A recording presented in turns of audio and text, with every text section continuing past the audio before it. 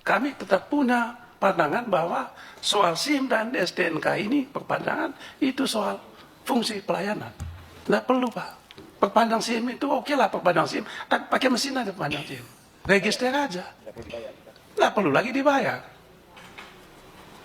SIM ini Pak orang-orang kecil. Saya mengusulkan untuk dimasukkan dalam kesimpulan. 2 soal penting ini. Soal penting yang pertama, hapus perpanjangan SIM dan STNK itu. Kesimpulan kedua yang penting lagi, audit. Almatsus dan Sarpras. Panggil itu pengusahanya. Nah, berani nggak? Itulah Nataru yang sebenarnya. Natal dan Tahun Baru. Supaya tertib semua ya. Tahun lama kita tinggalkan. Gini, dengan Tahun Baru. Ini nanti Sekian dan Jadi gini teman-teman, ada bukan isu, sebenarnya DPR mengajukan untuk SIM, perpanjang SIM dan STNK untuk dihilangkan. Sebenarnya ini bisa diperdebatkan. Kenapa? Karena ketika SIM misal tidak ada perpanjang, takutnya seperti ini. Ketika SIM tidak ada perpanjang, kita tidak tahu yang punya SIM itu masih bisa layak atau tidak mendapatkan lisensi itu. Yang paling takutkan itu sih. Takutnya ketika beberapa tahun ke depan ternyata orang itu tidak layak untuk memegang SIM lagi dan misal tidak bisa mengendari motor atau mobil, takutnya mencelakakan atau ada kejadian di jalan yang berakibat fatal gitu. Ini berbahaya sih kalau misalnya memang SIM tidak berpanjang dan tidak ada evaluasi lagi. Dan untuk STNK sebenarnya saya setuju kalau perpanjang STNK itu ditiadakan sih, karena yang memberatkan, karena STNK hampir tiap tahun ya, setahun sekali kita harus perpanjang pajak tahunan dan 5 tahun sekali kaleng. Itu memang berat, tiap tahun itu ya untuk motor-motor lama di angka 200 tiap tahun, sedangkan SIM 5 tahun sekali. Dan sebenarnya yang paling berimpact itu adalah yang ketika kita mau membuat SIM ini nih teman-teman. Yang paling berbahaya banyak sekali oknum di pembuatan SIM ini. Bayangin untuk pembuatan SIM C motor itu bukan harga. Untuk biaya administrasi dan lain-lain itu di 200 ribuan.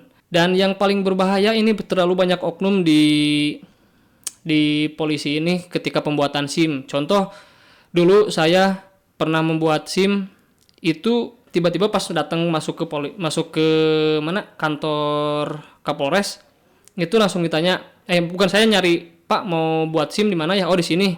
Tiba-tiba ada yang nyamperin. Dan itu nanya, mau buat SIM Mas? Betul. Oh sini bisa kenapa Pak maksudnya? Jadi gini, intinya si Bapak itu aku tidak tahu itu oknum atau bukan ya. Tiba-tiba datang, kalau mau dibantu aja sini gitu. Dan itu harganya untuk SIM C itu 400-500 dulu. Dan itu udah tahu beres, tidak ada tes formal seperti psikologis yang kayak gitu dan tes lapangan yang ngikut jalur seperti itu, dan itu cuma formalitas dan pasti dapat dan pasti lolos pembuatan SIM. Sebenarnya kenapa sih terlalu banyak oknum dan si yang membuat SIM itu nembak di harga yang segitu? Bayangin 300 si oknum itu mendapatkan biaya administrasi untuk pembuatan SIM itu di 200 untuk motor. Satu orang 300 dan sekarang malah katanya ada 500 sampai 700, itu mengerikan sekali. Bayangin kita ambil rata-rata 500 atau 400 satu orang untuk pembuatan SIM. 400 dikali 50 orang itu berapa? 20 juta. Bayangin, si oknum mendapatkan 20 juta. Itu memang real terjadi di lapangan di tahun-tahun kemarin, dan gue tidak tahu untuk tahun-tahun sekarang apakah masih ada. Padahal itu di tempat pembuatan SIM dan masuk ke Kapolres itu ada stop pungli, tapi di sana ternyata masih banyak pungli. Ini benar pengalaman gue pribadi dan itu terjadi di lapangan. Dan teman-teman gue pun semuanya seperti itu. Ini sangat-sangat merugikan masyarakat sih. Karena ya bayangin satu orang 300 ribu itu bisa buat biaya untuk keperluan yang lain, kebutuhan pokok, tapi karena kita memang butuh SIM dan takutnya memang di jalan nanti kena razia atau apa, SIM lebih panjang lagi urusannya. Itu sih. Bayangin untuk satu SIM, satu orang 400.000 dikali, anggap aja kita rata-rata per hari 50-20 juta dikali beberapa daerah. Di daerah itu misal ada 2 atau 3, itu satu harinya mengerikan. Ini termasuk apa ya, tindak pidana korupsi sih termasuknya, karena menguntungkan salah satu pihak dan memperkaya orang tersebut yang ikut campur tentang oknum itu. Dan apa ya, ini kasihan sih. Dan kenapa DPR bisa sekarang mengutarakan keluhan tentang yang terjadi di lapangan dan yang terjadi di masyarakat, karena mungkin ya seperti video sebelumnya, polisi sekarang lagi benar-benar disorot banget. Dan ini momen untuk semoga aja DPR bisa mengajukan apa ya, sebenarnya mengajukan itu supaya bisa lolos ke MK, karena di tahun sebelumnya memang udah ada pengajuan ke MK tentang penghapusan perpanjang SIM tapi ditolak. Sebenarnya saya setuju sih kalau misalnya masih ada perpanjang SIM, tapi yang gue nggak setuju itu di perpanjang STNK, karena tahun sekali itu 200, itu lumayan sih. Mungkin bisa dipertimbangkan pajak tahunan nggak ada, tapi pajak 5 tahun ada, seperti itu sih. Sebenarnya pemerintah masih bisa membanding-bandingkan kekuatan ekonomi kita, apakah masih layak untuk diberlakukan SIM atau STNK perpanjang atau tidak sih. Bisa sih harusnya. Ini ngeri sih permainan di dalam lingkar Kapolres itu. Gue bener-bener ngalaminnya dan banyak sekali teman-teman yang ngalaminnya, karena memang kondisinya ketika kita mau mau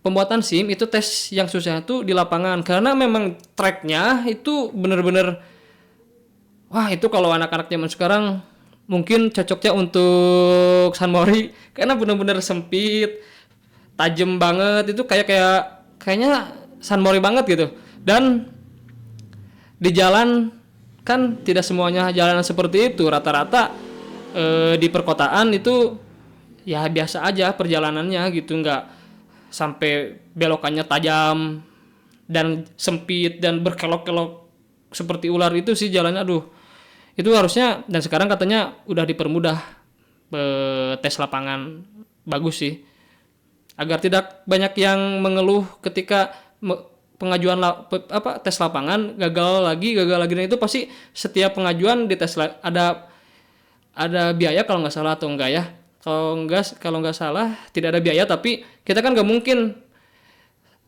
terlalu fokus untuk menguruskan itu, karena masih ada pekerjaan yang lain gitu teman-teman. Itu menurut pandangan gue. Dan ketika ada oknum yang seperti itu, harusnya ada tindakan pidananya di pasal 368. Pasal 36 KUHP menyatakan bahwa siapapun yang dimaksud menguntungkan diri sendiri atau orang lain secara melawan hukum, memaksa orang lain memberikan sesuatu, membayar atau menerima pembayaran dengan potongan, dapat diancam dengan pidana penjara hingga 9 tahun. Itu sih. Ini udah tertera jelas di pasal 368 KUHP tentang korupsi dan pungli.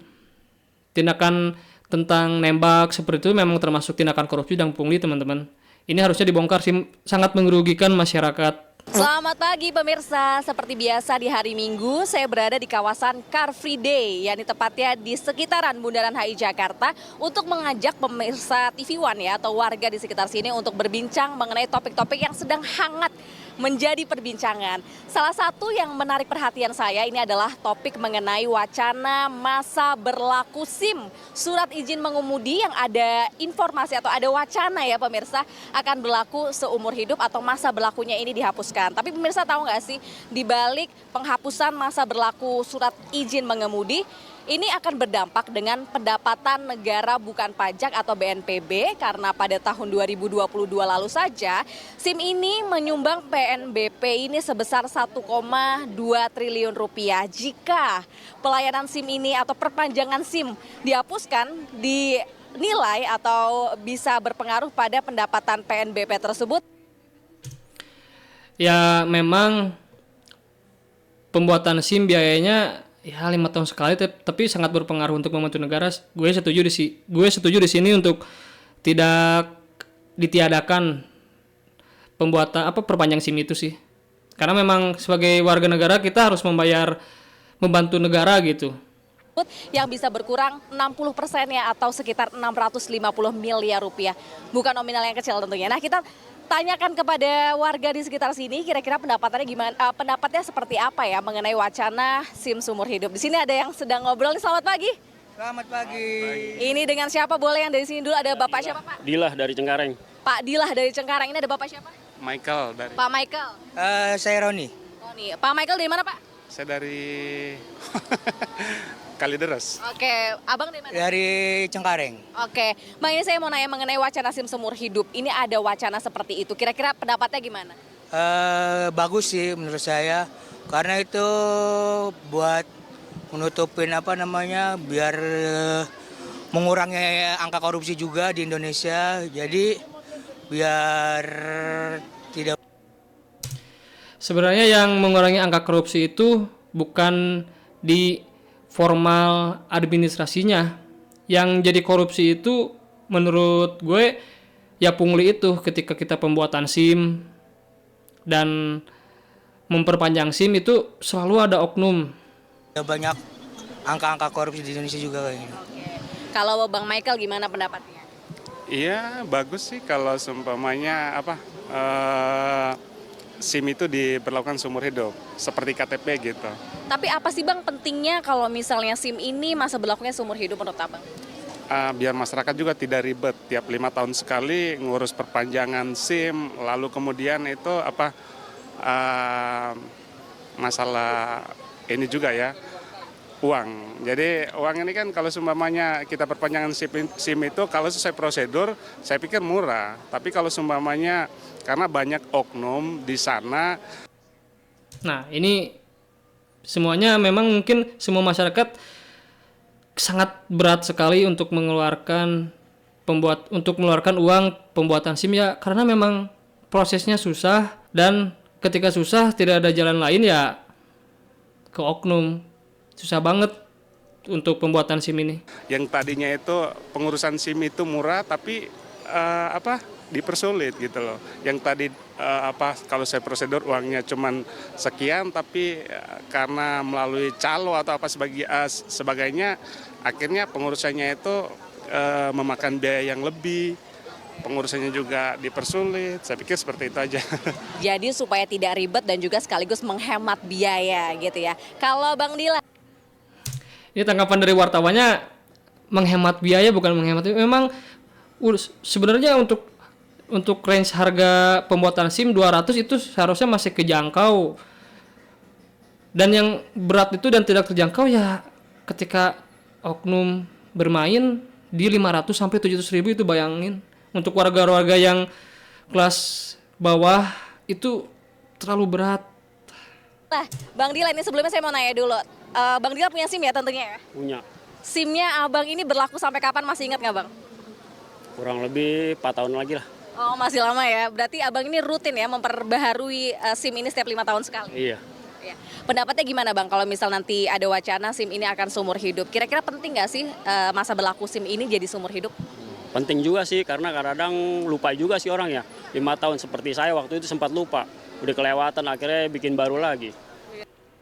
Ya, dan ini seharusnya ada jatuh tempo atau tidak ada peringatan ketika SIM habis. Kadang kita manusia ya karena sibuk dengan hal-hal yang lain memang mengurus hal-hal yang seperti SIM, SNK itu kadang lupa dan harusnya pemerintah mengantisipasi itu. Misal ditambahkan jatuh tempo 1 minggu atau 2 minggu ketika masa berlaku itu habis. Dan mungkin bisa diakali juga seperti tidak ada pengulangan kembali pembuatan dari awal. Itu kan biayanya gede lagi gitu, dan ada oknum lagi di sana aja perputaran uang tuh bermain. Ini parah sih teman-teman. Jadinya lumayan sih, jadinya menghemat lah istilah kata. Tapi kan ini kalau dilihat dari pendapatan negara dari bukan pajak gitu ya, SIM ini pelayanan SIM terutama perpanjangannya cukup besar nih pendapatannya untuk negara kita, yakni mencapai tahun lalu ya datanya ini 650 miliar. Kalau nanti ternyata kehilangan sebesar itu bagaimana pendapat Abang? Ya kalau pendapatan kan dari mana aja bisa ya, dari pajak STNK juga bisa dikumpulin gitu kan. Kalau SIM kan ya ngurangin inilah bahasanya, pengeluaran dari warga juga gitu lah yang nggak mampu apa gimana gitu. Jadi Abang ini tentunya setuju ya jika SIM ini masa berlakunya adalah seumur hidup? Ya kalau buat saya sih setuju-setuju aja, ya kalau yang lain saya kurang tahu. Ya siap, terima kasih Bang Dila. Nah ini tadi Bang Roni sama Bang Michael belum saya tanya nih. Abang berdua punya SIM tentunya ya Bang? Punya. Jadi begitu teman-teman, ketika pembuatan SIM dan perpanjangan SIM itu terlalu banyak oknum yang bermain. Memang negara sedang lagi banyak hutang yang berapa ratus T jatuh tempo tahun depan. Sebagai warga negara yang baik, untuk SIM gue bisa apa ya? Ya bisa dimaklumi lah. Dan untuk STNK atau BPKB itu mungkin pemerintah bisa mengajukan banding lah gitu. Dan untuk Pak Kapolri dimohon, terlalu banyak oknum yang bermain di bawah dan menyusahkan sekali masyarakat. Bayangin dari biaya pembuatan SIM di angka 200 sampai 300 itu bisa nyampe 500 sampai 700. Itu untuk satu SIM. Bayangkan kalau misalnya 50 orang atau 70 orang per hari. Itu sangat memberatkan masyarakat. Gitu aja teman-teman dari gue. Semoga ya video gue bisa bermanfaat untuk lu pada lah. Dan untuk pemerintah semoga bisa lebih baik lagi untuk melakukan apa ya? Ya kebijakan-kebijakan yang lebih menguntungkan negara dan tidak terlalu merugikan masyarakat sih. Dan untuk oknum-oknum tolong berhenti. Kasihan masyarakat-masyarakat yang di bawah yang membutuhkan SIM. Itu sih dari gue. Oke teman-teman, jangan lupa subscribe, like dulu video ini kalau lu suka, agar video ini tersampaikan ke publik yang sangat luas dan bisa jadi banding untuk pemerintah untuk mengajukan kebijakan-kebijakan yang lebih baik. Gitu ya teman-teman. Bye.